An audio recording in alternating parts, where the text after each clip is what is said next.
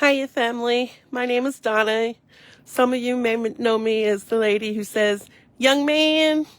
Well, we're in part 4 of The Science and Fine Art of Fasting by Herbert M Shelton. It was originally done in 1934, so it's over 90 years old, and he is snitching.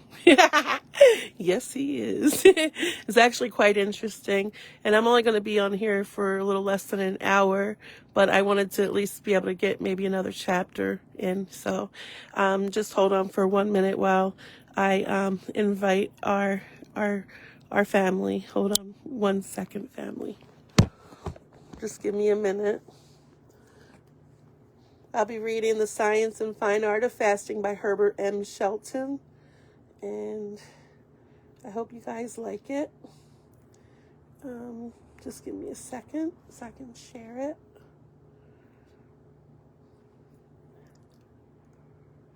Always the beginnings is like the hardest.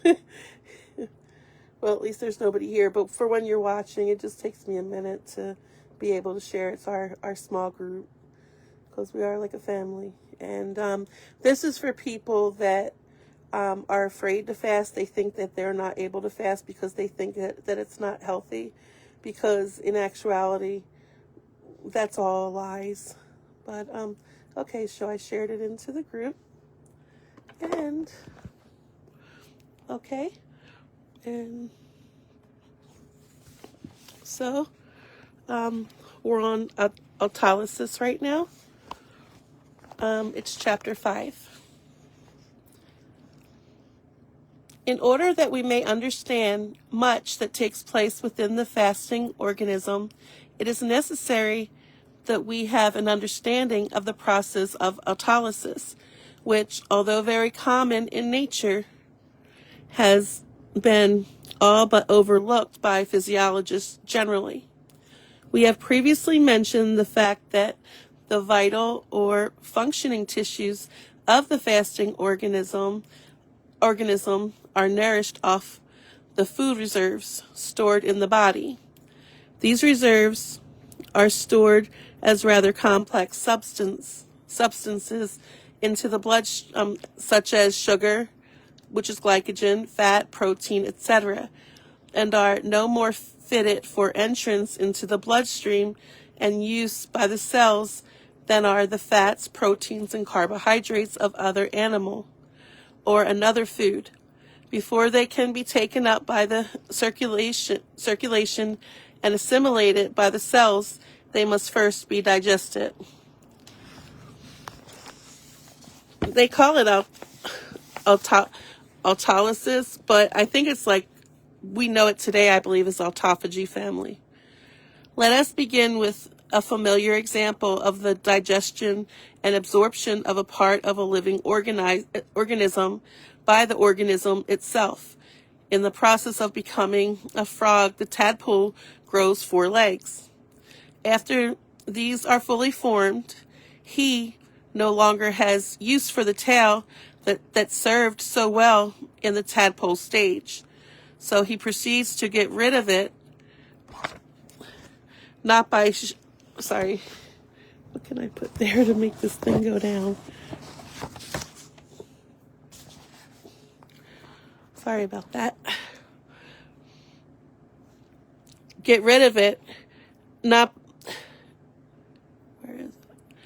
by shedding it as is popularly suggested, but by absorbing it.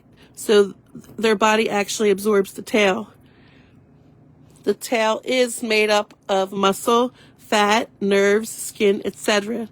To absorb these structures, they are digested in the same way that fat and muscle are digested in the digestive tract.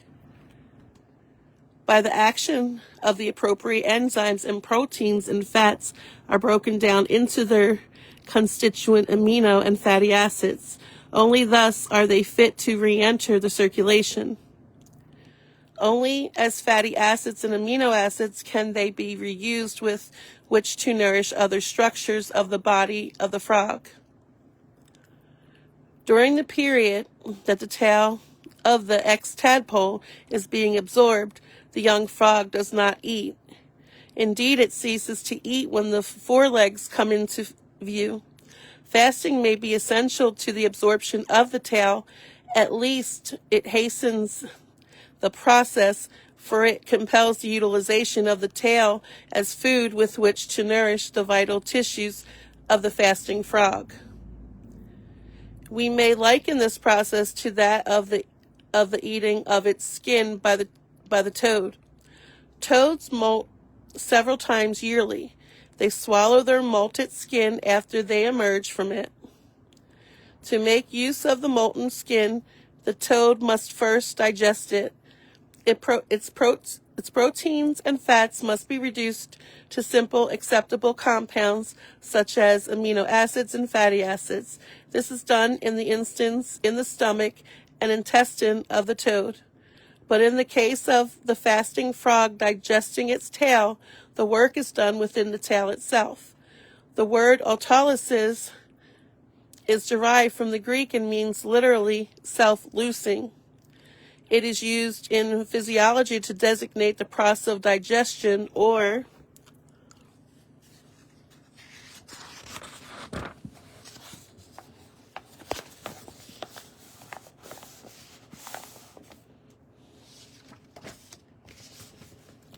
the process of digestion or disintegration of tissues by ferments, enzymes generated in the cells themselves. It is a process of self-digestion, intracellular digestion. I want to mention something about that. They call it, this is 91 years old, this book, but now they call it autophagy. And what that means is self-eating. And what that means is that all the bad proteins and everything, skin cells, you name it, it eats that for the fuel. And that's why from fasting, I've taken off over 200 pounds and I don't have any extra skin at all because your body absorbs it. Our bodies are made to fix themselves. But this is, part of this may be outdated. I'm not sure because I know it's autophagy now and I'm very familiar with that. And also you get human growth hormones. You get, they always said that we can't get, stem cells. They can't, they do grow. Yeah, it's just amazing. But I'll finish this, but I just wanted to explain that with a little bit I know. Thanks, family.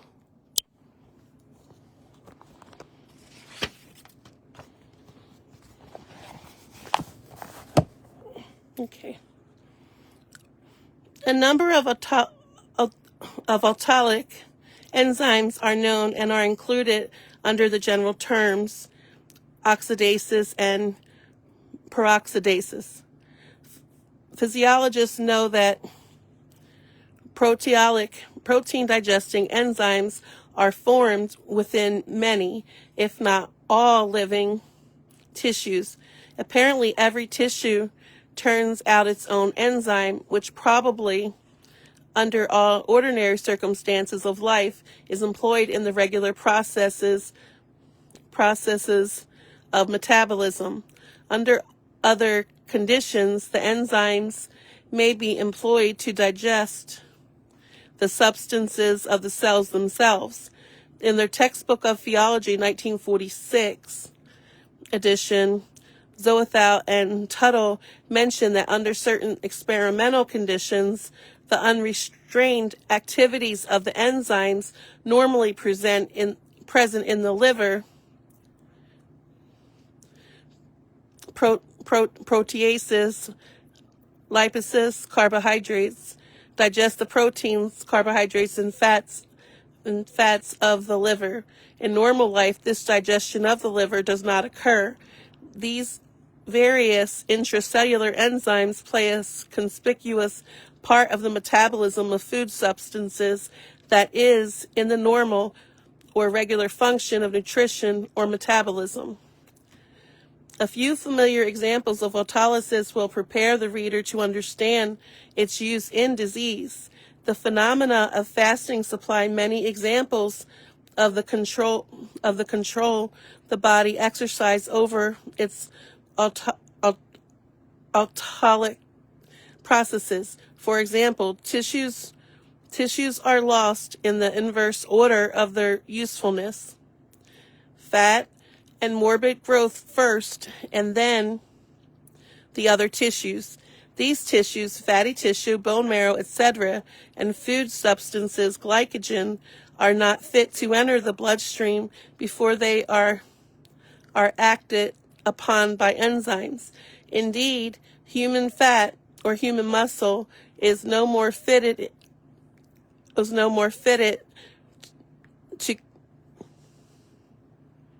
to enter the circulation without first being digested than its fat or muscle from the cow or sheep.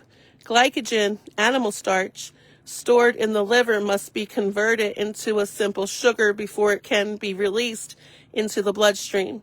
This conversion is accomplished by enzymic action.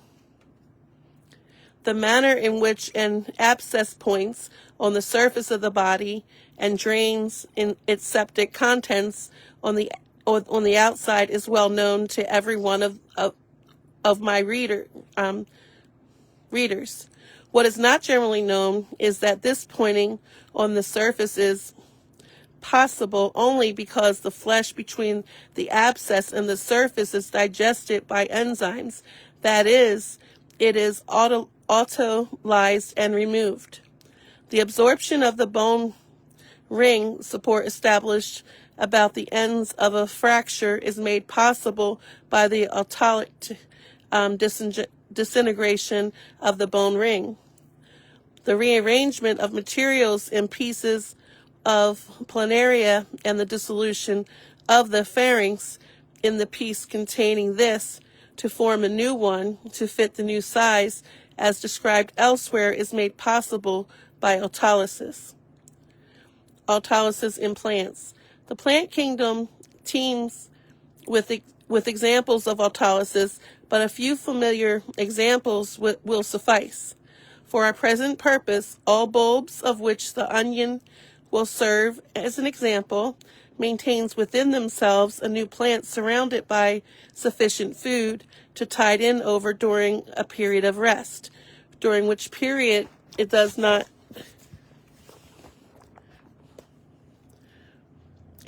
take up food from the soil and air. Indeed, it may be taken out of the ground and stored for long periods. The onion may begin to grow in the bin or bag in which it is stored. It sends up stems, and soon almost the whole of the bulb of the onion is transformed into green blades. The bulb gradually becomes soft, and finally there is left a mere shell as the growing plant digests and utilizes the substance of the onions. Beets, turnips, and many other tubers will grow in the same manner. By autolytic digestion of the substance in the tuber, material is provided for growth, and even while out of the ground, these plants will put forth stems and leaves and grow. Who has not seen the housewife put a sweet potato in a jar of water and hang it up and watch it grow? It sends out stems which grow to great lengths and puts out many green leaves. Such a potato plant will continue to grow too long as there remains any of the food that was stored as sweet potato. The so-called Irish potato will also put forth stems and leaves, and these will grow, drawing upon the substances stored in the potato as their sole source of food. If there is light, the leaves and stem of the potato will be green. If they are kept in the dark, the stems and leaves will be white. If there is a crack several feet away through which a little light enters, these stems will grow in the direction of the source of light and will grow several feet long. If the light is that far away, by autolysis, the stored food substances in the tubers are broken up and made usable by the young plant.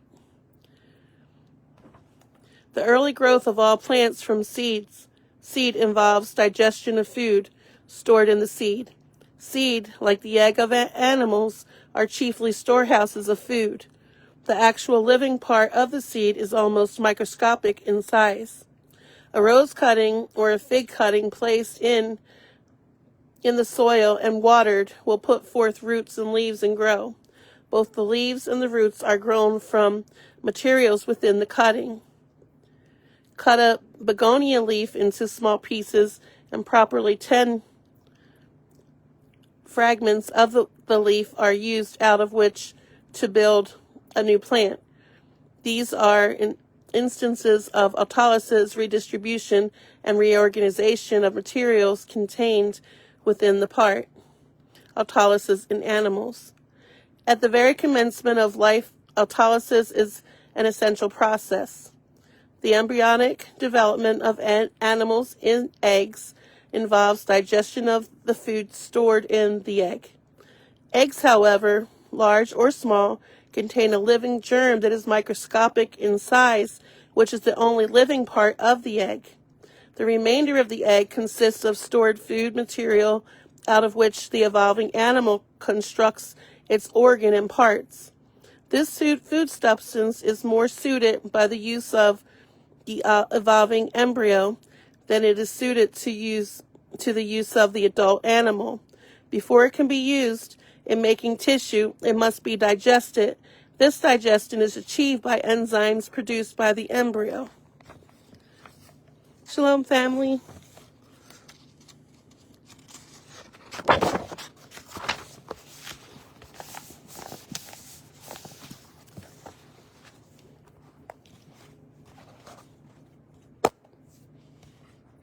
The fasting salamander, the tail of which has been cut off, grows a new tail. It draws upon its general food, stores for material out of which to construct the new tail. These materials must first be broken down, digested by the process of autolysis, and then transferred to the growing tail. Here we watch a process that is somewhat the reverse of that seen in the frog that is absorbing its tail. Here, materials are taken from the body and used in producing a tail. The materials are taken from the tail and used with which to nourish the body. The enormous growth of the gonads of fasting salmon is accomplished by transferring materials from the body of the salmon to the testicles. Autolysis is necessary, the first step in this transfer of material. The body is not only able to build tissue, it can also destroy tissue. It can not only digest and utilize the tissues of other organisms, it can digest and use its own tissue. Autolysis during pupal sleep. The period of pupal sleep in the life of insects is a period of great and complex organizational changes, resulting in a new and radically different insect. The larvae of insects devote their whole attention to growing and molting. They eat enormous quantities of food and grow large and fat. The silkworm, for example, during its 30-day period of growth, increases its weight 15,000 times. At the end of its larvae stage, the silkworm spins for itself a cocoon by which it protects itself in the pupa stage. There emerges from the cocoon not a worm, but a silk fly. The caterpillar of the butterfly changes to a chrysalis. There emerges from this not a worm, but a butterfly, whereas the worm-like larva enters like the cocoon or chrysalis, it emerges an adult butterfly or moth, totally changed both in internal and external structures, with different functions to perform and different life to lead. It is during the stage of pupal sleep that the entire organism of the insect undergoes a complete and radical metamorphosis. There is a tearing down of old structures, a reshuffling of materials, the creation and re-aggregation of parts, so that what emerges from the pupa when the transformation is complete is an organism so unlike either the pupil or the larva, that it may easily be mistaken for a totally new, distinct species. It is interesting to note that during the pupa stage of insect life, no food is taken. During this period of outward quiescence, all of the material stored up by the glutinous larva is used, out of which to construct a totally new and different organism.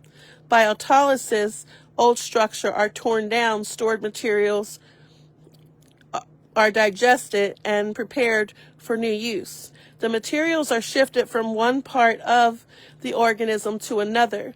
All of this marvelous process of metamorphosis takes place while the animal is fasting. Here is a striking example of the constructive work that the organism may carry on while abstaining from food. But it should be understood that materials could be shifted from one part of the body to another, and no longer needed structures could not be torn down, and the materials of which they are composed could not be used, out of which to construct new structures, except they are first digested. Autolysis is as essential at this stage of the distribution of materials. The severely wounded animal refuses to eat, yet its wound heals. Great quantities of blood are sent to the site of the wound. This represents a great quantity of food taken to the part. The blood is the distributing agent in all higher forms of life. The fasting animal draws upon its reserves of food materials, out of which to repair its torn, cut, or broken tissues. These are first autolyzed and then carried to the part of the body where they are needed. The body can not only distribute its nutritive supplies, it can also redistribute them. It possesses the ability to shift its chemicals and fasting supplies. Many examples of this. Autolysis makes redistribution possible. The ability to redistribute substance and supplies is common to all forms of life. This ability is an ever-present protection against injury, except under the most prolonged deprivation. The digestive and reorganization of parts seen in worms and other animals when deprived of food, the digestion and redistribution of reserves, surpluses, and non-vital tissues, as seen in all animals when forced to go without food, constitute for the writer some of the most marvelous phenomenon in the whole realm of biology. Autolysis is controlled. Autolysis is a rigidly controlled process. It is no blind, undirected, bull in a china shop affair. Not only throughout the fasting period, but also throughout the starvation process as well, the body exercises control over autolysis. The most rigid economy is exercised throughout both periods in the digestion and utilization, not of the vital and most vital tissues, but of the dispensable and expendable tissues. In a later chapter, we shall study the control of the autolytic process during fasting. Here I wish to call attention to the fact that in starvation there is no indiscriminate wasting of the body, but rather the same safeguarding of the most vital tissues and a slow sacrifice of the less vital tissues that is seen in the fasting period. When the frog fasts during the time of its consuming its tail, only the tail disappears. Never does one of the legs of the frog undergo autolytic disintegration. No needed structure is digested and absorbed. If planaria or flatworm are cut into small pieces and placed where they can absorb nourishment, each piece will grow into a small worm. If they cannot get nourishment, they cannot grow.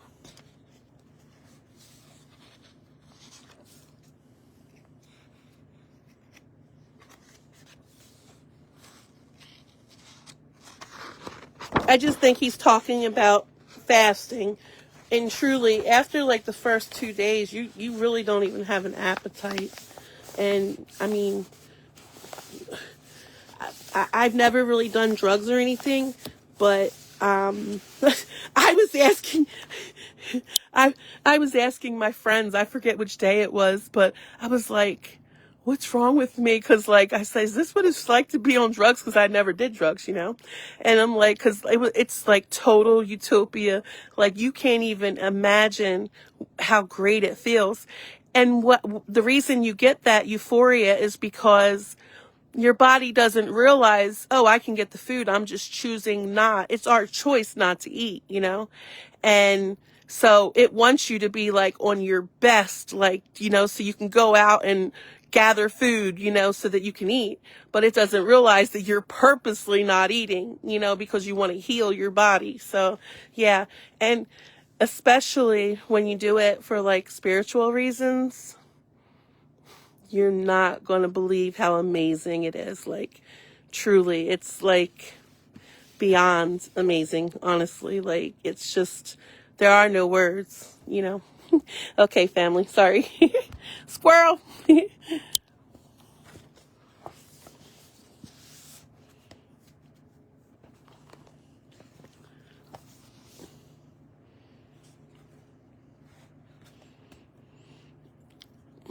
Each piece, therefore, completely rearranges its materials and becomes a perfect but very minute worm. The piece that contains the pharynx, finding this too large for its diminished size, will dissolve it and make a new one that fits its new size. We have here a process similar to the metamorphosis of insects that goes on in the pupal stage. Here is a manifest the ability to tear down a part and shift its constituent materials. The same thing is seen in the softening and absorption of the bone ring, support around a point of fracture. Only part of the bone ring is digested. The remainder is retained to reinforce the weakened structure. Zothau and Tuttle point out that autolysis is a controlled process and mention the following examples of carefully controlled autolysis that normally occur at certain periods of time. Atrophy of the mammary glands at the close of lactation of the uterus after parturition, the general atrophy of old age, and the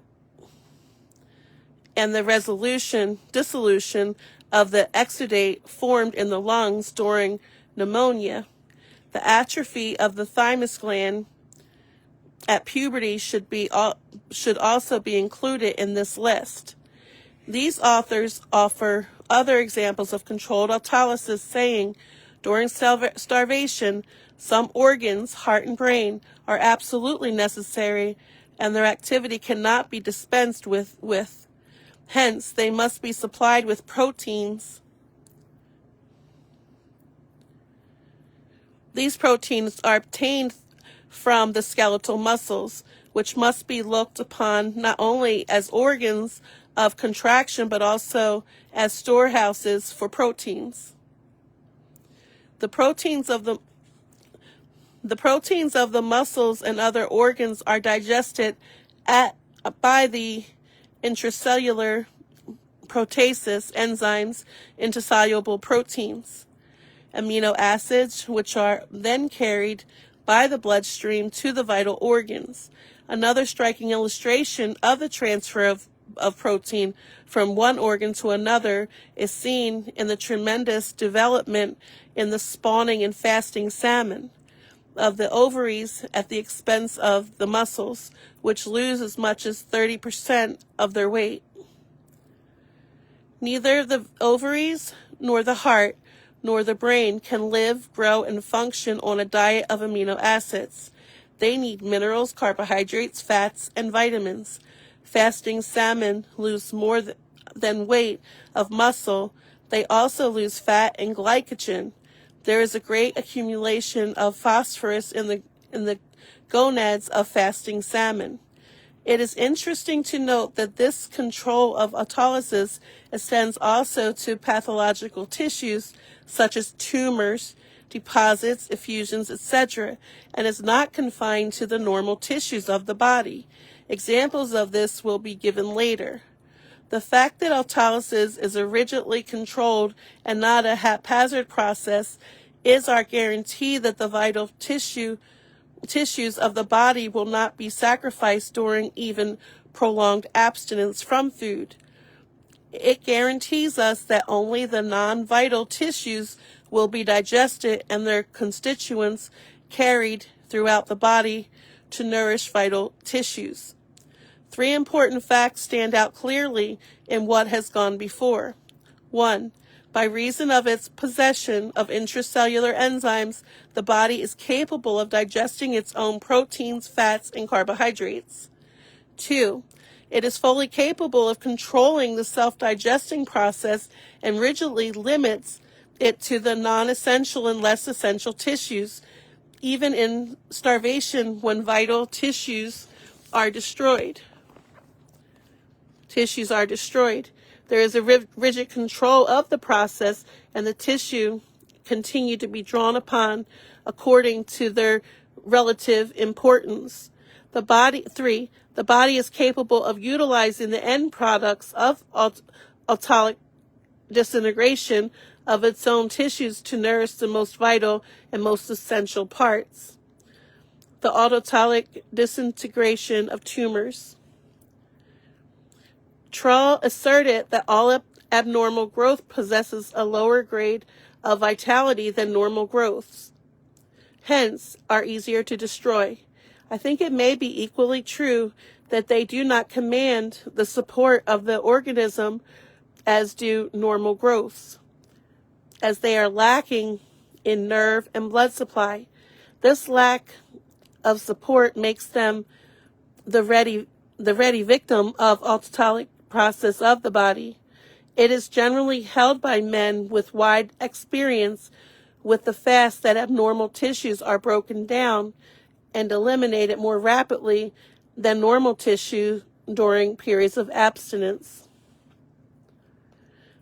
Physiologists have studied the process of autolysis, although they have suggested no practical use that may be made of it, save that of employing it to reduce weight. It now remains for physiologists to learn that by means of rigidly controlled autolysis, the body is able to digest tumors and utilize the proteins and other food elements contained in them to nourish its vital tissues. Why have they not investigated this vitally important subject? The fact has been before the world for more than 100 years, and that was 91 years ago, so it's going back almost 200 years, family. More than 100 years ago, Sylvester Graham wrote, "It is a general law of the vital economy that when by any means the general function of decomposition exceeds that of composition or nutrition, that the decomposing absorbents always first lay hold of and remove those substances which are of least use to the economy, and hence all morbid accumulations such as wens, tumors, abscesses, etc., are rapidly diminished and often wholly removed under severe and protracted abstinence of fasting."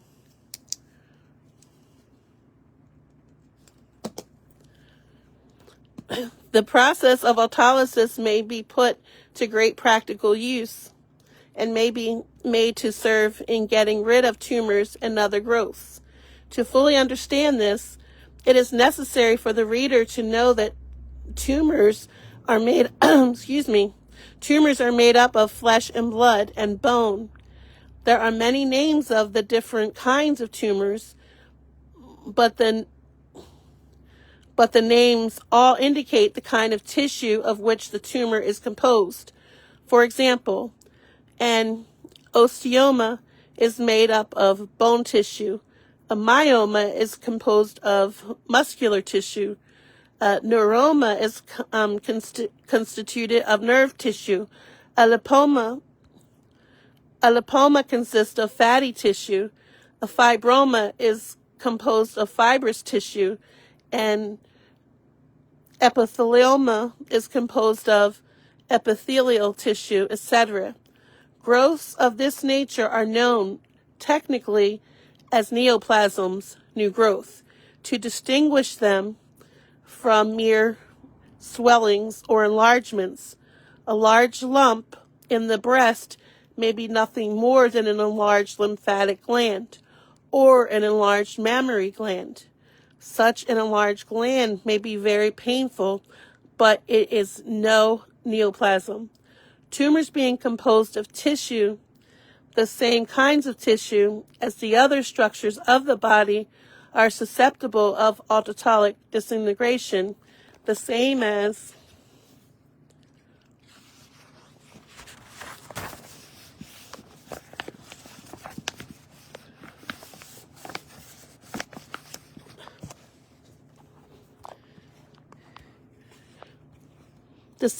normal tissue, and do, as a matter of experience, undergo dissolution and absorption under a variety of circumstances, but especially during a fast. The reader who can understand how fasting reduces the amount of fat on the body and how it reduces the size of the muscles can also understand how it will reduce the size of a tumor or cause it to disappear altogether. He needs then only to realize that the process of disintegrating, autolyzing the tumor takes place much more rapidly than it does in the normal tissues. In his Notes on Tumors, a work for students of a pathology, Francis Carter Wood says, in a very small proportion of human malignant tumors, spontaneous disappearance for longer or shorter periods has been noted. The greater number of such disappearances have followed incomplete surgical removal of the tumor. They have occurred next in order of frequency during some acute febrile process, and less frequently in connection with some profound alteration of the metabolic process of the organism, such as extreme cachexia, artificial menopause, or the puerperum.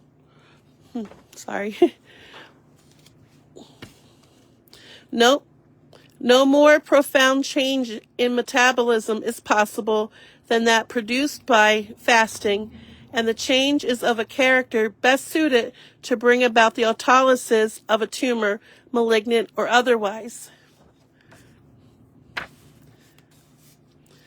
The conditions Dr. Wood mentions as causing spontaneous disappearance of tumors are, for the most part, accidents, and are not within the range of voluntary control. Fasting, on the other hand, may be instituted and carried out under control and at any time desired. It is the rule that operations are followed by increased growth in the tumor. Spontaneous disappearance following incomplete removal is rare. The same may be safe for extreme cachexia and artificial menopause. In fevers, we have rapid autolysis in many tissues of the body and much reparative work going on, but we cannot develop a fever at will. Pregnancy and childbirth occasion may profound changes in the body, but they are certainly not to be recommended to sick women as cures for their tumors, even if they If this were desirable, it would be a hit or miss process. The effects of fasting are certain. There is nothing hit or miss about the process. It works always in the same general direction. Fever is a curative process and does not help to remove the cause of the tumor. None of Dr. Woods' other causes of spontaneous disappearance assist in removing the cause of tumors. Fasting does assist greatly in the removal of such cause. During a fast, the accumulations of superfluous tissues are overhauled and analyzed. The available component parts are turned over to the Department of Nutrition to be utilized in nourishing the essential tissues. The refuse in thoroughly and permanently removed. Due to a variety of circumstances, some known, others unknown, the rate of absorption of tumors in fasting individuals varies. The general condition of the patient, the amount of surplus contained in his body, the kind of tumor, the hardness or softness of the tumor, the location of the tumor, and the age of the patient are all known to influence the rate of tumor absorption. Let me cite two extreme cases to show the wide range of variation in this respect.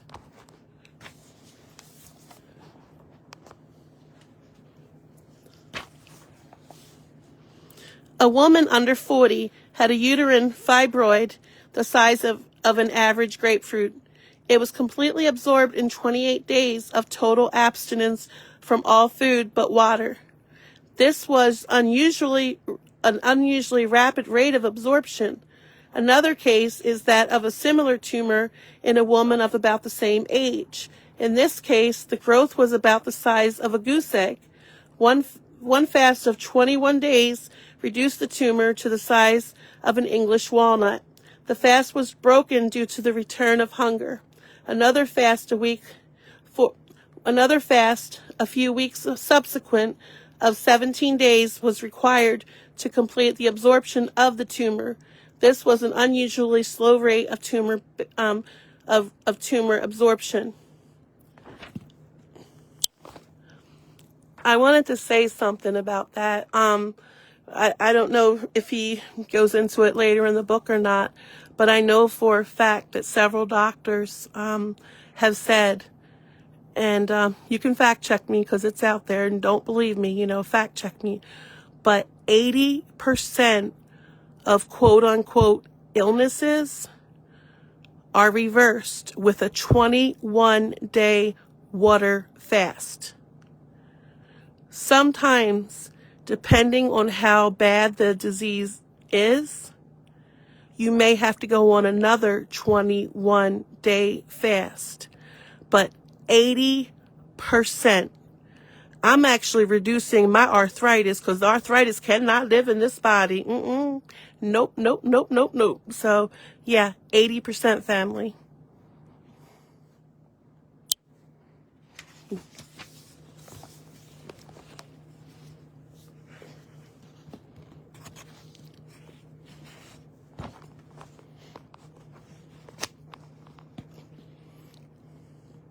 Tumor-like lumps in female breast ranging from the size of a pea to that of a goose egg will disappear in from 3 days to as many weeks. Here is a remarkable case of this kind that will prove both interesting and instructive to the reader. A young lady, age 21, had a large hard lump, a little smaller than a billiard ball, in her right breast. For 4 months, it had caused her considerable pain. Finally, she consulted a physician who diagnosed the condition cancer and urged immediate removal. She went to another and still another physician, and each made the same diagnosis, and each urged immediate removal.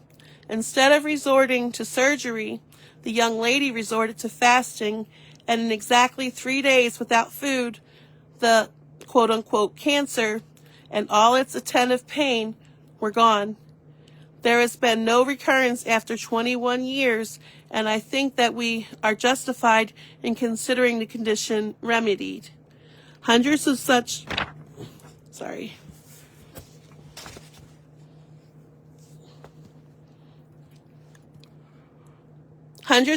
occurrences under fasting have convinced me that many tumors and cancers are removed by surgeons that are not tumors or cancer. They cause me to be very skeptical of the statistics issued to show that early operation prevents or cures cancer. Let me cite a comparatively recent instance from my own practice. A manufacturer brought his wife to me from Los Angeles. A growth in one of her breasts had caused her to consult 2 or 3 physicians in that city. Each of them had insisted upon the immediate removal of her breast. I placed her upon a fast which was continued for 30 days. At the end of the fast, the tumor, which was about the size of an English walnut at its beginning, had been reduced to the size of a pea. In less than a month, on a vegetable and fruit diet, this small remainder disappeared. Subsequently, the woman gave birth to 2 children at about 2 years intervals. She nursed each child for 2 years, during which nursing periods the formerly tumored breast functioned well. The health and vigor of the boys presented unequivocal evidence of the quality of the mother's milk. Was this not better than removal of the breast? Was this an exceptional case? By no means. I see them regularly. Such cases are seen daily in instructions in various parts of the world where fasting is employed.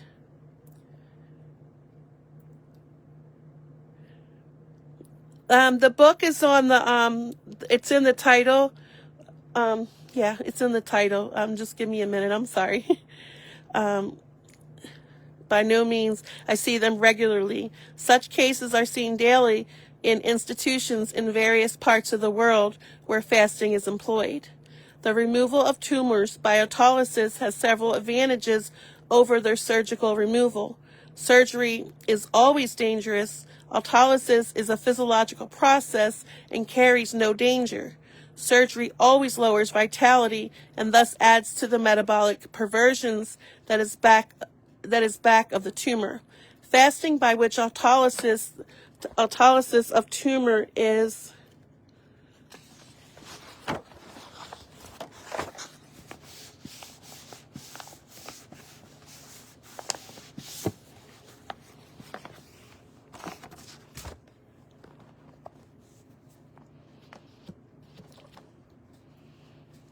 accelerated, normalizes nutrition, and performs the elimination of accumulated toxins, thus helping to remove the cause of the tumor. After surgical removal, tumors tend to recur. After their autolytic removal, there is little tendency to recurrence. Tumors often recur in malignant form after their operative removal. The tendency to malignancy is removal by fasting. The name of the book is The Science and Fine Art of Fasting by Herbert M Shelton. I'm not going to show you I can't show you the title of the book because of the artwork.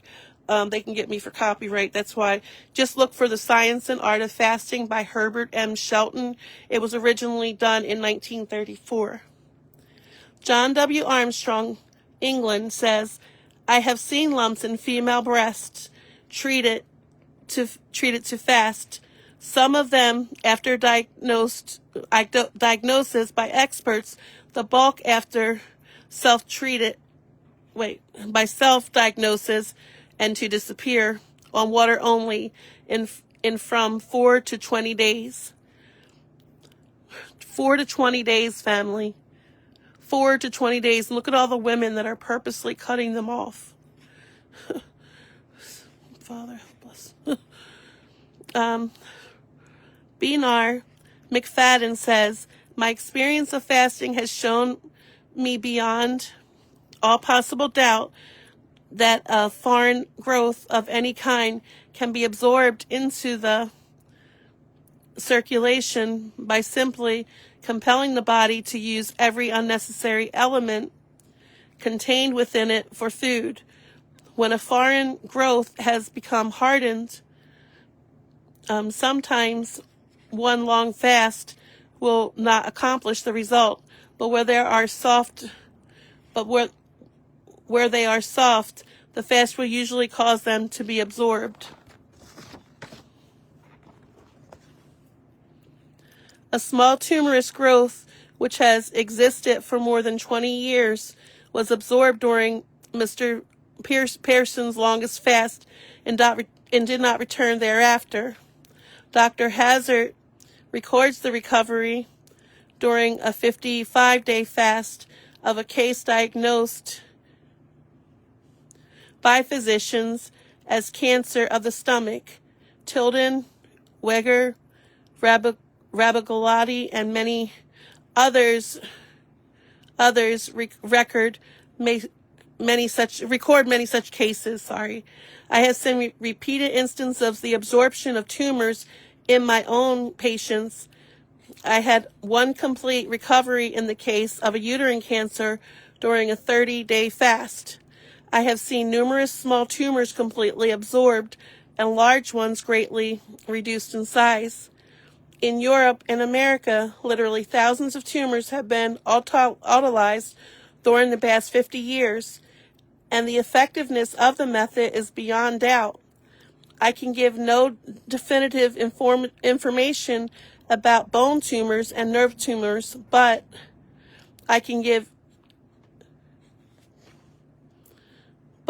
since these are subject to the same laws of nutrition as all other tumors, I am disposed to think that they may be autolyzed as efficiently as other tumors.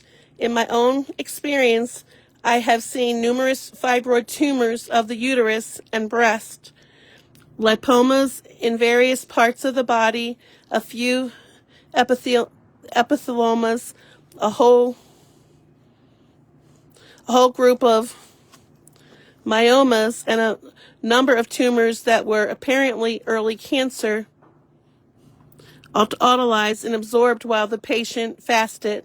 I have seen many warts disappear during fasting, and I have seen many warts on which the fasting process seemed to have no effect. I have never seen a mole affected by the fasting process. I have seen a number of cysts completely destroyed by fasting and others that were merely reduced in size. It will be recalled that Graham mentions having seen cysts when absorbed during fasting. It is certain that the autolyzed process has its limitations. For example, a tumor that has been permitted to grow to enormous size cannot be autolyzed in one fast. Indeed, many of them are so large that the several long fasts during the course of 2 years or more, with a rigid feeding schedule between fasts, would be required to break them down and absorb them. If indeed it could be done, there was a school in Chicago some years ago that taught that the normal tissue may be consumed before the morbid tissue are used up in fasting. While this school did not confine this statement to tumors, there are few conditions in which this can be a fact. And large tumors, it may be so. Aside from large tumors, it is hardly probable that this is so in an recoverable cases, only in rare instances where the amount of morbid tissues is very great, and there are probably all irremediable can this occur. In general, good tissue is not used up as fast as bad, and the tumor will,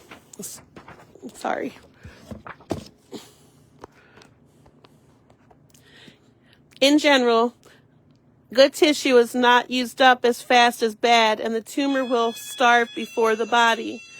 Hold on one second. Wait.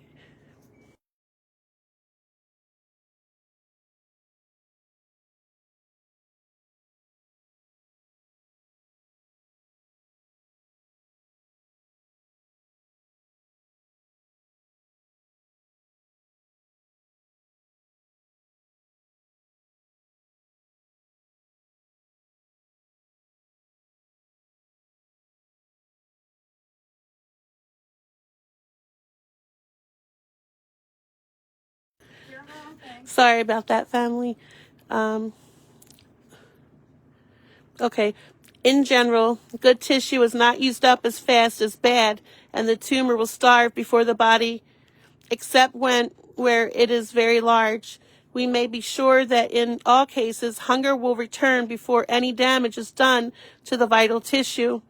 In more than one case of cancer, where opiates have been used to relieve pain, I have seen 3 or 4 days fasting bring relief. One other limitation must be noted, namely, tumors that are so situated that they dam up the lymph stream will continue to grow, feeding upon the excess of lymph behind them despite fasting. In cases where complete absorption is not obtained, the tumor is sufficiently reduced in size not to constitute a menace. Therefore, proper living will prevent added growth. Indeed, we have seen a number of cases where a further decrease in size followed right living subsequent to fasting.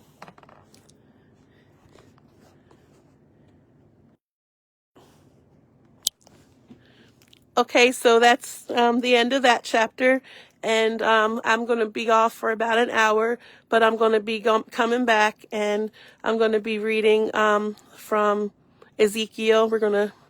I don't think we're going to finish Ezekiel tonight, but we're going to be into Ezekiel because he knows our heart, but do we know his? So I'll see you guys in a little bit. I love you all, family. Shalom.